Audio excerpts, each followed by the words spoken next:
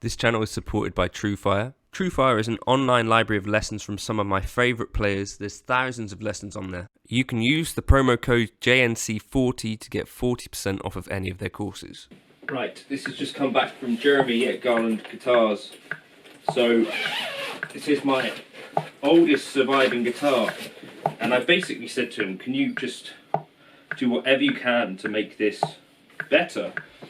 And said, you know, charge me what you like. So that's what he's done. I should probably tune it first actually, shouldn't I? 1, 2, 3, 4.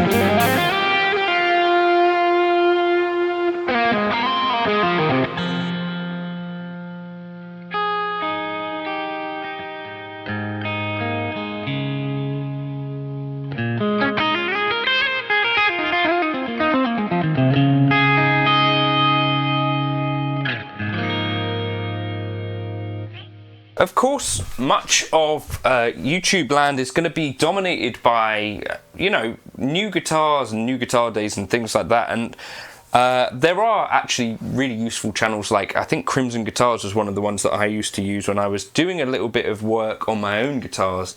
But there are, you know, channels that can help you along your way if you're into this DIY approach.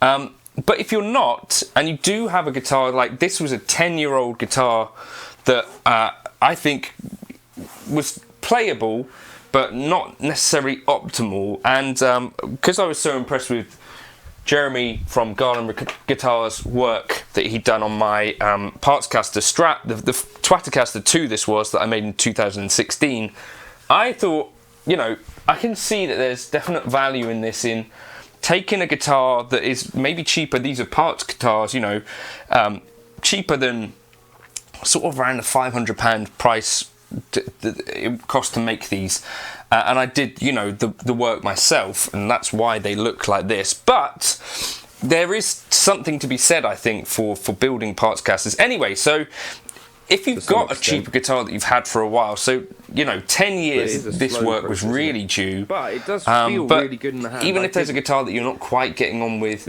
don't forget that these things can be, you know, tinkered around with.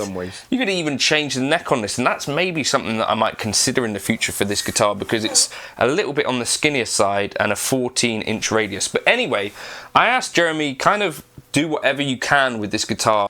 There.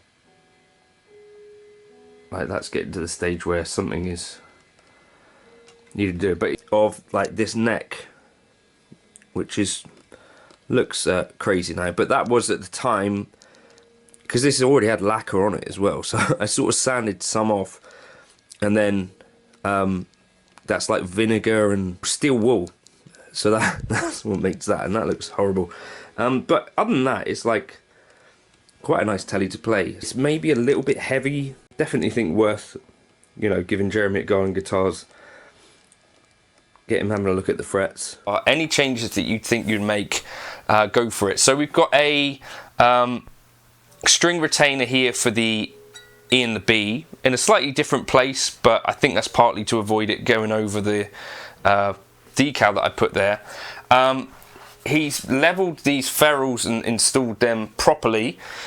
He told me that the neck pocket angle was a little bit weirdly cut, so this was a CNC piece, so he's kind of flattened that out a bit so the neck angle can be set better, and also this action can be adjusted better.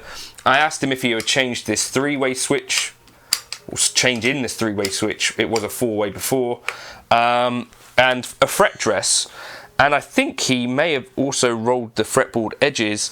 But just in general, I think it's, if you've got a guitar that you've got some attachment to, but, you know, it's not playing perfectly, get friendly with a local luthier, because I think it is a really, I don't know, more responsible way to spend some of your money, but also can help you feel like, right, I'm going to get back to playing this guitar.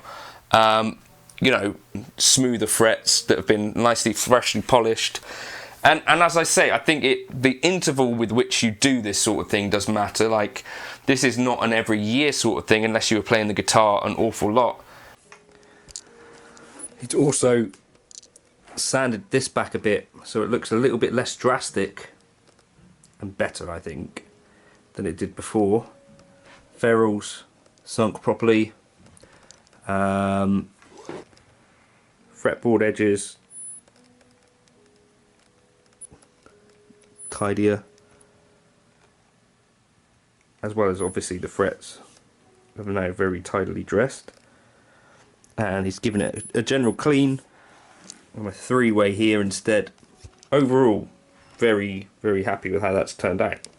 But having your guitar taken to a tech and given like a bit of a going over, I think is a beneficial idea. Especially if it's a parts caster. If you put together a parts caster, I would encourage you strongly at this point, having done it with two guitars, take it to your luthier and see if they can do better than you did. I bet they can, and you might come back with a guitar that you're really happy with.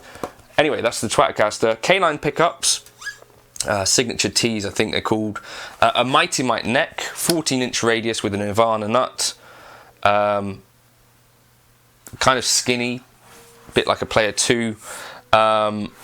Some not that expensive tuners. I've got a Axecaster 6 saddle trem bridge, just bridge, and 3-way selector switch, because I had a 4-way and I never used that in between position. So yeah, so a pretty good guitar for the money, I think.